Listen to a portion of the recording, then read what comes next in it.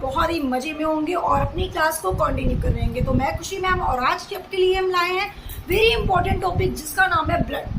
आप लोगों का जो टॉपिक चल रहा था वो ब्लड चल रहा था। आप लोग इससे पहले की क्लास में ब्लड के बारे में डिस्कशन कर रहे थे, तो मैंने आपके ब्लड के बारे में आपको आधी इन्फॉर्मेशन दे दी थी कि ब्लड क्या होता है। ठीक है, ब्लड को किससे मापा जाता है, ब्लड का मेजर क्या है, ब्लड का पीएच वैल्यू क्या है। ठीक है, कौन सा ब्लड किस में प्रेजेंट होता है, व्हाइट ब्लड किस में होता है, रेड किस में होता है, ब्लू किस में होता है, सारी इन्फॉर्मेशन आपको दे दी। इसका फॉर्मेशन कहाँ होता है सब कुछ बता दिया। ठीक है, अब हम लोग उसके कुछ पार्ट्स पढ़ने वाले हैं। जैसे कि मैंने आपको बताया था कि ब्लड को 2 पार्ट्स में डिवाइड किया गया है। ठीक है, पहला क्या बताओगे तो आप कहोगे मैम पहला हमारा है प्लाज्मा और दूसरा हमारा क्या है सेल्स है। ठीक है, तो प्लाज्मा और सेल्स में हमने डिवाइड किया। सेल्स हमारे बॉडी में कितने परसेंट होती है, 45% होगी और प्लाज्मा हमारे बॉडी में 55% होगा। जो सेल्स 45% होती है उसमें कौन कौन से सेल्स होते हैं मैम, तो आपको क्या पढ़ना है, पहला आपको पढ़ना है जिसको हम लोग आरबीसी कहते हैं, दूसरा हम लोग कहते हैं डब्ल्यूबीसी और तीसरा हम लोग कहते हैं प्लेटलेट्स। ठीक है, अब मैम ये आरबीसी, डब्ल्यूबीसी और प्लेटलेट्स को हिंदी में क्या कहते हैं। ठीक है, तो अगर आरबीसी की बात यहाँ पे कर रही हूँ मैं तो इसको बोलते हैं लाल रुधिर कणिका। ठीक है, लाल रुधिर कणिका। अगर डब्ल्यूबीसी की यहीं पे बात हो रही है तो उसको हम लोग क्या बोलते हैं, व्हाइट ब्लड सेल्स इंग्लिश में बोलते हैं और हिंदी में क्या बोलेंगे, तो हिंदी में बोलेंगे श्वेत रुधिर कणिका। ठीक है, अब सफेद रुधिर कणिका मत लिख देना एग्जाम के में ना, हिंदी मीडियम वाले मेरे स्टूडेंट, अगर आपका आया व्हाइट डब्ल्यूबीसी के बाद तो सफेद रुधिर कणिका नहीं लिखिएगा। ठीक है, वो थोड़ा सा और लगता है लिखने में, आप क्या लिखोगे श्वेत रुधिर कणिका। श्वेत का मतलब क्या होता है, श्वेत का मतलब भी होता है बेटा सफेद। ठीक है, तो चाहे श्वेत रुधिर कणिका लिखिएगा चाहे श्वेत रुधिर कोशिका लिखिएगा। कणिका को इंग्लिश में बोलते हैं कार्पोसेल्स, तो रेड ब्लड कार्पोसेल्स भी बोल सकते हैं, रेड ब्लड सेल्स भी बोल सकते हैं, है तो ये सेल्स ही। ठीक है, याद रखेंगे इतनी बात। अच्छा, उसके बाद अगर बात करते हैं प्लेटलेट्स को क्या बोलते हैं मैम, तो प्लेटलेट्स को बोलते हैं बिम्बाणु। क्या बोलते हैं, बिम्बाणु बोलते हैं। और जब इन तीनों सेल्स को मिला लेते हैं मैम तो इसको हम लोग क्या बोलते हैं, रुद्राणु। क्या बोलते हैं, रुद्राणु। ठीक है, अगर आपसे पूछे तो आप बता सकते हो, कोई भी कंफ्यूजन वाली बात नहीं है आपको। ठीक है, उसके बाद हम लोग सबसे पहले जो आज की क्लास में डिस्कशन करेंगे वो बात करेंगे प्लाज्मा के बारे में। ये प्लाज्मा क्या होता है, हमारे बॉडी में प्लाज्मा का क्या रोल है। ठीक है, और ये क्लास आपके लिए इतना ज्यादा इम्पोर्टेंट है, जैसा कि आप जानते हो कि जब भी आप कभी किसी चीज का चेकअप कराने जाते हो, स्पेशली अगर कुछ प्रॉब्लम है आपको और डॉक्टर जब आपका ब्लड का चेकअप करके देखते हैं, जो रिपोर्ट आती है तो उसमें आप देखते होगे कि बहुत सारी चीजें आपको मिलती है। वहाँ पे क्या बोलते हैं, रिपोर्ट में लिखी रहती है प्लाज्मा की क्वांटिटी इतनी है, प्लाज्मा इतनी मात्रा में, आरबीसी इतना है, डब्ल्यूबीसी इतना है। तो मैं सब कुछ आज क्लास में बताऊंगी, ये आपका सिलेबस ही रही है। उसके अलावा भी आपको अपनी ब्लड के बारे में पता चलेगा कि हमारे बॉडी में ब्लड का क्या रोल है और कितना हमारे बॉडी में आरबीसीज का होना चाहिए, कितना डब्ल्यूबीसीज का होना चाहिए और कितना प्लेटलेट्स का होना चाहिए और क्यों होना चाहिए और क्या रीजन है, अगर इसकी कमी हो जाती है तो कौन सा डिजीज होने के चांसेस होते हैं। इस तरीके से आप अपने आप को मेंटेन भी रखोगे, जो जरूरी है आपके लिए। अगर आप एक साइंस के स्टूडेंट हो तो आपको ये सारी इंफॉर्मेशन होनी चाहिए। ठीक है, तो ये सिर्फ स्टूडेंट के लिए नहीं है जो स्कूल्स और कोचिंग में पढ़ाई कर रहे हैं, ये सभी के लिए है। आप सभी को ये वीडियो देखनी चाहिए, इसलिए आप सभी लोग अपनी वीडियो को, जो भी बच्चे हमारे देख रहे हैं, उन सारे स्टूडेंट को शेयर करिएगा जिन्हें इसके बारे में इंफॉर्मेशन नहीं है और जानना जरूरी है। ठीक है, तो इतनी बातें मैंने आपको बता दिया क्या होता है। अब सबसे पहले हम लोग डिस्कशन क्या करने वाले हैं, प्लाज्मा के बारे में डिस्कशन करने वाले हैं। तो मैंने आपको बताया कि हिंदी में इसको क्या बोलते हैं, बिम्बाणु के नाम से जानते हैं। ठीक है, तो सबसे पहला पॉइंट जो आपका आएगा, अगर आपसे पूछा जाए कि प्लाज्मा क्या है, तो सबसे पहला पार्ट आप बोलेंगे लिक्विड पार्ट ऑफ ब्लड। ठीक है, liquid part of blood. Plasma आपका कैसा होता है, तो ब्लड का एक पार्ट है जिसको हम लोग, जो कैसा होता है, लिक्विड होता है। तो क्या बोलोगे, लिक्विड पार्ट ऑफ ब्लड। ठीक है, पार्ट ऑफ ब्लड। ब्लड का एक लिक्विड सा पार्ट होता है आपका, क्या आप बोलोगे मैम, प्लाज्मा। ठीक है, प्लाज्मा ये किस कलर का होता है, तो आपको बताना है मैम, ये हमारा जो होता है वो लाइट येलो कलर का होता है। किस कलर का होता है बेटा, लाइट येलो कलर का होता है, हल्का पीला कलर का होता है। ठीक है, तो आपको ये बात बता देनी है। ठीक है, उसके बाद नेक्स्ट वन आपको यहाँ पे क्या ध्यान देना है। ठीक है, प्लाज्मा में अगर हम बात करते हैं तो आपको ध्यान देना है कि इसमें एक क्या प्रेजेंट होता है, एक पिगमेंट प्रेजेंट होता है और वो पिगमेंट किसमें होता है, प्लाज्मा में प्रेजेंट बिलीरुबिन। क्या नाम है भैया? बिलीरुबिन नाम है। तो बिलीरुबिन की मात्रा जब आपके प्लाज्मा में ज्यादा हो जाती है, ठीक है, आपके प्लाज्मा में जब बिलीरुबिन की मात्रा बहुत ज्यादा हो जाती है तो उस अकॉर्डिंग आपको एक डिसीज हो जाता है, जिस डिसीज को हम लोग क्या बोलते हैं? पीलिया। ठीक है, आपने नाम सुना होगा, इसको क्या बोला जाता है? पीलिया बोला जाता है, जॉइंटिस कहा जाता है। ठीक है,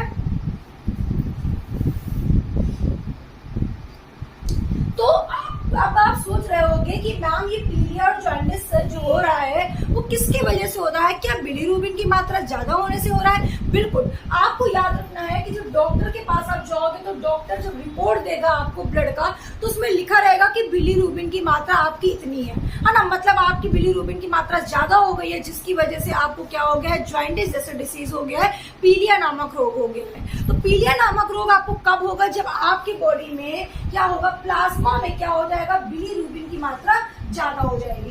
एक वर्ड बेटा बिलीरुबिन होता है और एक वर्ड है बिलीवर्डिन। दोनों वर्ड अलग अलग होता है। जब बिलीवर्डिन की मात्रा होती है तो वहां पे ग्रीन कलर का होता है, ये पित्त रस में बाइल जूस को देता है। ठीक है, वो मैं अलग से पढ़ाऊंगी, उसको छोड़ दो अभी। ठीक है, बस याद रखना है कि बिलीवर्डिन जो होता है वो ग्रीन कलर का पिगमेंट देता है, ठीक है, जो बाइल जूस में देता है। ठीक है, लेकिन यहाँ पे बिलीरुबिन की बात कर रहे हैं, तो जब बिलीरुबिन की मात्रा ज्यादा होती है तो प्लाज्मा में क्या हो जाती है भैया? पीला की मात्रा ज्यादा हो जाती है, पीले कलर की, जिसकी वजह से हमें पीलिया हो जाता है या फिर हमें जॉन्डिस होने के चांसेस होते हैं। इतनी बात सबको समझ में आ गई? इतनी बात सबको समझ में आ गई? चलो अब अगर बात करते हैं नेक्स्ट पॉइंट। ठीक है, नेक्स्ट पॉइंट बात करते हैं कंपोजिशन ऑफ प्लाज्मा। ठीक है, कंपोजिशन ऑफ प्लाज्मा का मतलब होता है कि प्लाज्मा किससे किससे मिलकर बना है। ठीक है, प्लाज्मा किससे किससे मिलकर बना है, तो आपको लिखना है क्या? Composition of plasma. Composition of plasma, Hindi medium वाले बच्चे लिखेंगे प्लाज्मा किससे मिलकर बना होता है, तो आपको बताना है सबसे फर्स्ट नंबर क्या होता है? वाटर होता है। सेकंड नंबर क्या होता है? तो आप कहोगे मैम ग्लूकोज होता है। ठीक है, क्या होता है भैया? ग्लूकोज होता है, और साथ ही साथ मिनरल्स भी होते हैं। और थर्ड नंबर आप बताओगे क्या? थर्ड नंबर में हम बताते हैं कि मैम इसमें प्रोटीन भी होता है। ठीक है, तो आपका प्रोटीन, आपका वाटर, आपके कुछ मिनरल्स और आपके प्रोटीन्स, ठीक है, मतलब इन सब से मिलकर क्या बना होता है? हमारा प्लाज्मा बना होता है। तो इसका मतलब ये मैम कि प्लाज्मा में प्रोटीन प्रेजेंट होता है, प्लाज्मा में हमारे वाटर्स प्रेजेंट होते हैं, प्लाज्मा में मिनरल्स प्रेजेंट होते हैं, ग्लूकोज प्रेजेंट होते हैं। मेरे प्यारे बच्चों, बिल्कुल करेक्ट आपने सुना कि ये सारे हमारे प्लाज्मा में प्रेजेंट होते हैं। और अगर आपकी बॉडी में प्लाज्मा की कमी हो जाती है, प्रॉब्लम हो रही है प्लाज्मा में, तो ये सारी क्वांटिटी कम होने लगती है, क्योंकि इन सबसे मिलकर आपका प्लाज्मा बना है। ठीक है, तो इतनी चीजें आपको याद रखनी है। और सबसे इम्पोर्टेंट बात मैं जो आपको बताने वाली हूँ, ठीक है, वो क्या बताने वाली हूँ कि वाटर जो आपकी बॉडी में होता है, जो प्लाज्मा में वाटर होता है वो कितना होता है। ठीक है, वाटर जो होता है वो कितना होता है, और आपके प्रोटीन्स कितने होते हैं, और आपका, ठीक है, आपके मिनरल्स और ग्लूकोज कितना होता है। तो जहां भी वाटर की बात की जा रही है, वाटर आपकी बॉडी में 90% होता है, मतलब कि प्लाज्मा में 90% वाटर होता है। प्लाज्मा में 90% आपका क्या होता है? वाटर होता है, और आपका ग्लूकोज एंड मिनरल्स केवल 1% होता है, और प्रोटीन आपका 9% होता है। तो आप कहोगे कि मैम हमने बुक में पढ़ा था कि यहाँ पे 2 या 3% भी लिखा होता है। तो मेरे प्यारे बच्चों, आपको बता दूं कि हर बुक में अलग अलग दिया होता है। तो हो सकता है आपका वहाँ पे लिखा हो कि 1 से 2%, और यहाँ पे आपका लिखा हो 8 से 9%। तो कंफ्यूज नहीं होइएगा, 1% इसमें कम ज्यादा होता रहता है। ठीक है, हर बुक में अलग अलग दिया है, लेकिन जो मैं आपको करेक्ट बता रही हूँ, प्रोटीन 9% है, ग्लूकोज मिनरल्स 1 से 2%, मतलब मान के चलो आप कि 1 से 2% आपका होता है ग्लूकोज, और उसमें मिनरल्स होते हैं। ठीक है, अब यहाँ पे बात आती है कि मैम सबसे पहले वाटर के बारे में आप बात कर रही हैं, तो जरा मुझे बता दीजिए कि इस प्लाज्मा में वाटर का क्या मतलब है। प्लाज्मा में छोड़िए मैम, वाटर का क्या यूज है, हमारे बॉडी में वाटर का क्या यूज है, तो सारे बच्चों को पता होना चाहिए कि वाटर का क्या यूज है। तो कुछ बच्चे तो कहेंगे कि मैम खाना खाने के बाद पानी पीना जरूरी है, वरना खाना अटक जाएगा, है ना, ऐसा बोलेंगे। तो मेरे प्यारे बच्चों, बिल्कुल आप सही कह रहे हो, खाना खाने के बाद उसको डाइजेस्ट करने के लिए पानी की ज़्यादा ज़रूरत होती है। तो आप कहोगे फूड डाइजेशन में हेल्प करता है। वाटर फूड डाइजेशन में हेल्प करता है, मतलब कि खाना को पचाने में भी, मतलब फूड डाइजेस्ट हो जाए अच्छे से, तो इसलिए वाटर हमें जरूरत पड़ती है। पहला पॉइंट तो आप ये बता देंगे, ठीक है। दूसरा आप क्या बोलोगे, आप बोलोगे टेम्परेचर रेगुलेट करने का काम करता है, ठीक है। दूसरा पॉइंट बताओगे कि टेम्परेचर रेगुलेट करने का काम करता है आपके बॉडी में, ठीक है। अगर आपकी बॉडी में वाटर की कमी होती है तो टेम्परेचर रेगुलेट नहीं हो पाएगा, इसलिए वाटर की कमी नहीं होनी चाहिए। वैसे भी अगर पानी की कमी होती है तो निर्जलीकरण आपको हो जाएगा, डिहाइड्रेशन हो जाएगा, जो आपको नहीं होना चाहिए। तो इसीलिए बोला जाता है कि आपको 7 से 8 लीटर पानी पीना चाहिए। और वैसे मैक्सिमम इतना कोई बड़ी बात नहीं है, आपको वैसे हर 1 घंटे में वाटर लेना चाहिए, ठीक है। हर 1 घंटे में, अगर मैं गर्मी की बात करूं, ठीक है, तो हर स्टूडेंट को लेना चाहिए, क्योंकि जितना हम लोग बोलते हैं भी, हम लोगों को तो हर आधे घंटे में, हर 15 मिनट में वाटर पीना चाहिए। वैसे भी मैं पढ़ा रही हूँ ना, तो मुझे ऐसा लग रहा है कोई 1 गिलास पानी दे दे मैं पी लूँ, ऐसा होता है, ठीक है, क्योंकि हम लोग एनर्जी लॉस कर रहे हैं, और जब एनर्जी लॉस होती है तो गला सूखता है, ठीक है। तो आप भी स्टूडेंट हो, आप भी पढ़ते रहते हो, आपकी मेमोरी लॉस हो रही है, मेमोरी आप खर्च कर रहे हो, ठीक है, लॉस कर रहे हो, तो सिंपल सी बात है कि कहीं ना कहीं आपको जरूरत है, ठीक है। तो पढ़ते समय आप अपने पास पानी जरूर रखिएगा, ठीक है। पानी पीने से नींद नहीं आती, याद रखिएगा, ठीक है। चलिए, तो इतनी बात आपको समझ में आ गया, ठीक है। इतनी बात आपको समझ में आया कि वाटर का क्या यूज है आपके बॉडी में, ठीक है। अब हम बात करते हैं ग्लूकोज और मिनरल्स की बात। तो मैम, ग्रोथ डेवलपमेंट में हेल्प करता है, ग्रोथ और डेवलपमेंट में हेल्प करता है हमारा ये ग्लूकोज और मिनरल्स। कौन कौन से मिनरल्स होते हैं, जैसे सॉल्ट, पोटेशियम, ठीक है, आप लिख सकते हो, आपका सॉल्ट हो गया, आपका पोटेशियम हो गया, ठीक है, सोडियम हो गया, ये सारे क्या है बेटा, तो ये सारे आपके क्या होंगे, मिनरल्स होंगे, ठीक है। आपका सोडियम हो गया, आपका आयरन हो गया, ठीक है, ये सारे क्या हैं, ये सारे आपके प्लाज्मा में प्रेजेंट होते हैं। अब यहाँ पे जो मेन बात आ रही है, वो बात किसकी आ रही है, प्रोटीन की बात आ रही है। अब जब प्रोटीन की यहाँ पे बात हो रही है, तो कौन कौन सी प्रोटीन होती है, तो आप कहोगे मैम सबसे पहले थ्रोम्बिन प्रोटीन होती है। कौन सी होती है, थ्रोम्बिन होती है। सेकंड कौन सी होती है, तो आप कहोगे मैम प्रोथ्रोम्बिन होती है। फिर क्या बताओगे, फाइब्रिन प्रोटीन होती है। और नेक्स्ट आपका जो है फाइब्रोजन होती है क्या, फाइब्रोजन होती है। और फोर्थ आप कहोगे कि मैम ग्लोबुलिन होती है, ठीक है, ग्लोबुलिन होती है। और ये 9% हमारे प्लाज्मा में प्रेजेंट होती है, जिसका मेन फंक्शन क्या होता है मैम, इसका प्लाज्मा का मेन फंक्शन क्या होता है। तो आप सबसे पहले भैया प्रोटीन की जब बात करोगे, तो यहाँ पे आपने देखा थ्रोम्बिन, प्रोथ्रोम्बिन, फाइब्रिन, फाइब्रोजन और ग्लोबुलिन, ये जितने भी इतने प्रोटीन्स प्रेजेंट है, ये जितने भी आपके ये प्रोटीन प्रेजेंट है, प्लाज्मा में इसका 9% होता है, 8 से 9% होता है। लेकिन आपसे क्वेश्चन पूछा जाएगा कि इस प्रोटीन में सबसे ज्यादा ब्लड क्लॉटिंग में कौन सी प्रोटीन हेल्प करती है, तो फाइब्रोजन।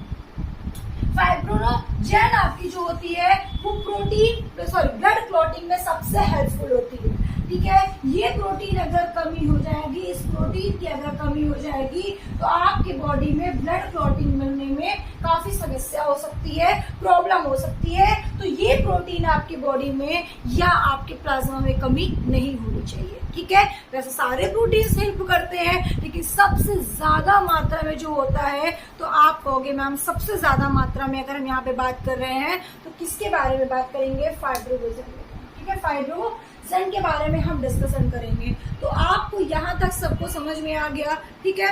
अब आप कहोगे मैम क्या होता है, ठीक है, प्लाज्मा के बारे में तो आपने डिटेल्स में हमें पढ़ा दिया है, समझ में आ गया है, ठीक है, सबको समझ में आ गया होगा। अब आप कहोगे कि मैम प्लाज्मा क्या होता है, ये भी बता दिया। एक सबसे इम्पोर्टेंट पॉइंट आपको बताना है, जब ब्लड से आरबीसी को हटा देंगे, ठीक है, प्लाज्मा कब होता है, प्लाज्मा कैसे बन रहा है, देखो, जब ब्लड में से हम अपने, जैसे हमारे पास ब्लड है और उसमें से हमने आरबीसी को हटा दिया, तब हमारा क्या होगा, प्लाज्मा होगा। तब क्या होगा भैया, प्लाज्मा होगा। ब्लड से अगर आरबीसी हट गया तो ये क्या हो जाएगा, प्लाज्मा हो जाएगा। आपका ब्लड 3 है, आरबीसी, डब्ल्यूबीसी, प्लेटलेट। तो इस ब्लड से जब आप प्लाज्मा को हटा दोगे, आरबीसी को हटा दोगे, तो ये क्या कहलाएगा, प्लाज्मा कहलाएगा। वैसे एक वर्ड है, जब प्लाज्मा से फाइब्रोजन प्रोटीन हटा दोगे तो इसको क्या कहेंगे, सीरम कहेंगे। क्या कहेंगे भैया, सीरम कहेंगे। अब आप कहोगे मैम ये सीरम क्या होता है, तो मैं वही बता रही हूँ। ये आपके एग्जाम में पूछा गया था सीरम के बारे में कि सीरम क्या होता है। तो जब आपके प्लाज्मा में से, ठीक है, जब आपके प्लाज्मा में से कौन सी प्रोटीन को हटा दिया जाए, फाइब्रोजन को हटा दिया जाए, ठीक है। तो जब फाइब्रोजन की प्रोटीन को हटा देंगे तब हम क्या बोलेंगे, सीरम बोलेंगे। और सीरम ब्लड क्लॉटिंग नहीं कर सकता, सीरम में फाइब्रोजन प्रोटीन नहीं होती है, ठीक है। अगर आपसे कोई पूछा जाए कि सीरम ब्लड क्लॉटिंग में हेल्प करता है तो नो, बिल्कुल नहीं करता। क्यों नहीं करता, क्योंकि भैया इसमें से फाइब्रोजन प्रोटीन को जब हटा दिया जाएगा तब वो हमारा क्या बनेगा, प्लाज्मा बनेगा। तो इसमें तो भैया क्या नहीं है, फाइब्रोजन प्रोटीन नहीं है। और यही फाइब्रोजन प्रोटीन तो सबसे ज्यादा हेल्पफुल होती है हमारे ब्लड क्लॉटिंग में। तो आपको बताना है यहाँ पे इतने पॉइंट्स, तो आपको बताना है क्या है कि सीरम में ब्लड क्लॉटिंग क्या होता है, नहीं होता है। आई अब बात सबको समझ में, ब्लड क्लॉटिंग नहीं होता है। अब आपको सबसे इम्पोर्टेंट बात मैं बता रही हूँ, क्या बताने वाली है मैम, तो आप कहोगे कि इस प्लाज्मा का फंक्शन क्या होता है, ठीक है। प्लाज्मा का फंक्शन क्या होता है, तो इट हेल्प क्या, ब्लड क्लॉटिंग, ठीक है। आपके ब्लड क्लॉटिंग में ये हेल्प करता है, ठीक है। ये आपके ब्लड क्लॉटिंग में हेल्प करता है। It help in blood clotting, ये ब्लड क्लॉटिंग में क्या करता है, हेल्प करता है। अब कहोगे मैम ये ब्लड क्लॉटिंग क्या होता है, इसके बारे में डिटेल्स में बताइए, ठीक है। तो मेरे प्यारे बच्चों, जब आपको हम ब्लड क्लॉटिंग के बारे में बताएंगे तो ब्लड क्लॉटिंग को क्या बोलते हैं, बड़ा ध्यान से आप समझिएगा। इसको हिंदी में बोला जाता है रुधिर का थक्का जमना। क्या बोलते हैं, रुधिर का थक्का जमना। अब कहोगे कि मैम ये रुधिर का थक्का जमना का क्या मतलब है, मेरे प्यारे बच्चों, ये रुधिर का थक्का जमने का मतलब होता है जब आपको कभी चोट लग जाती है, जब आप कभी खेलते खेलते गिर जाते हो, आपको किसी ने मार दिया, आपको चोट लग गई, तो आपके बॉडी से क्या होता है, ब्लड निकलने लगता है। तो आज मुझे हल्का सा चक्कू से कट गया था और वहां से ब्लड निकलने लगा, ठीक है।